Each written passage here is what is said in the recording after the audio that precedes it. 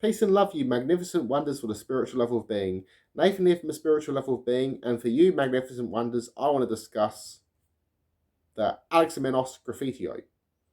Now, the alexamenos graffiti is a first century graffiti mocking ancient Christians, specifically mocking Alexamenos, a first century Christian. Now, it depicts here in this graffiti Jesus with a donkey head. Now, one reason for this is because the Koine Greek version of the name Yahweh is Yao or Yao, and the Egyptian word, well, native Egyptian, was Ao. Now, this is one reason why it depicts a donkey head, as this man was possibly Greek, and he's heard that this translation sounds like this in Egyptian, so he's mocking him. Another point of view could be this Christian who they were mocking was an Essene Christian that believed in the Father El, and that Yahweh the Son was also depicted in the flesh as Jesus. So this was him mocking him, saying Alexamenos worships his God, or it could be Alexamenos the faithful. Now, Seth, or Set, the Egyptian god, was also depicted with a donkey head. Sometimes a hippo, an African wild dog, a hyena, a jackal, fennec fox, even a giraffe, etc. Now, a lot of myths and traditions are even borrowed from Mesopotamia and Egypt. Many names have been similar. Now, seeing this, he would have been mocking Christians, so depicting it like Seth, saying that the Christians have borrowed their ideals and names from Egyptian folklore. So this early graffiti is also proof that there was Christianity before the invention of the church. Also before Roman influence, which is a big thing, as there were many different varieties of Christians. They all had their own ideas and ideals. Now, this being said,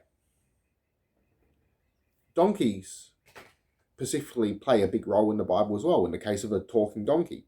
Some believe this was Yahweh in the flesh. This was a myth that has stuck around for generations, and thus also was often used as ridicule to ancient Jews and Christians. Now, the reason why I say Jews as well is because Christianity began out of Judaism. Now, there were many branches of Judaism.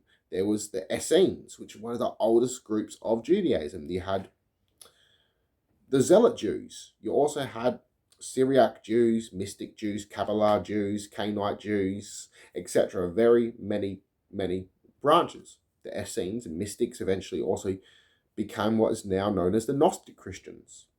Now, Gnosticism predates Christianity. There was Gnostics in ancient mystery schools in Egypt, Mesopotamia, even Greece, and they would usually meet up in secret and discuss philosophy and maths.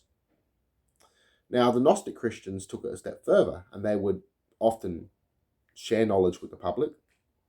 They would heal those who were sick for free. They would offer to teach people how to read and write for free.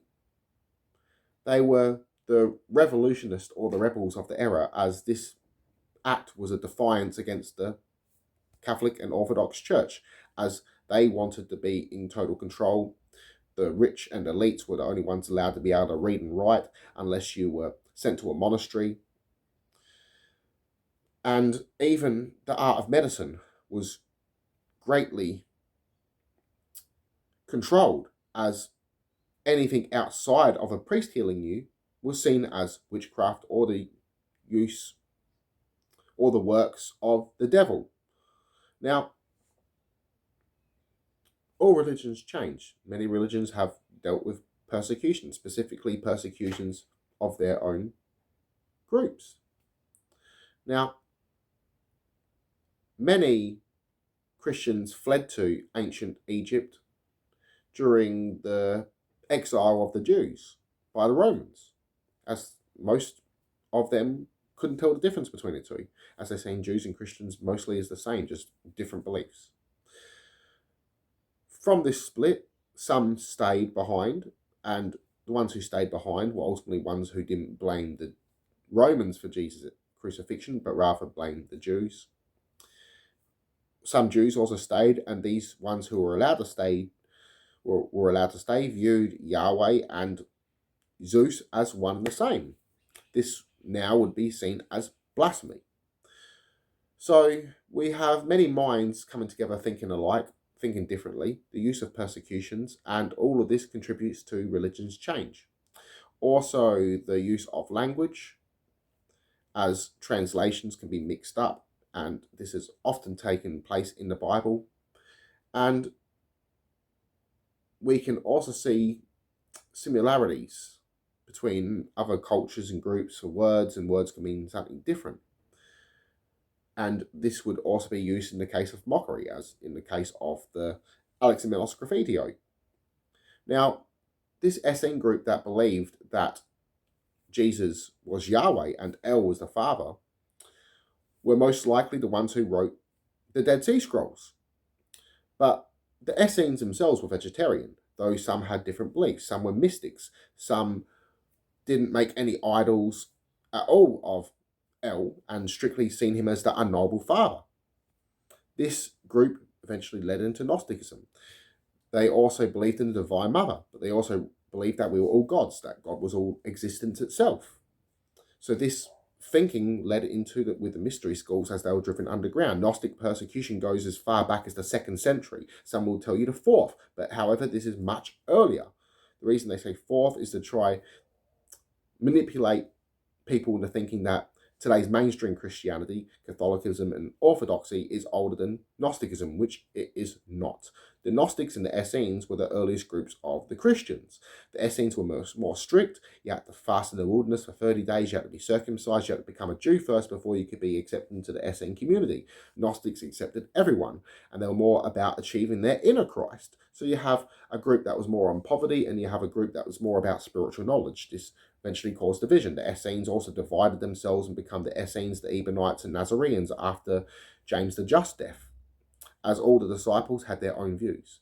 So peace and love, everyone. I love you all. Connect to all one, mind and soul. Namaste.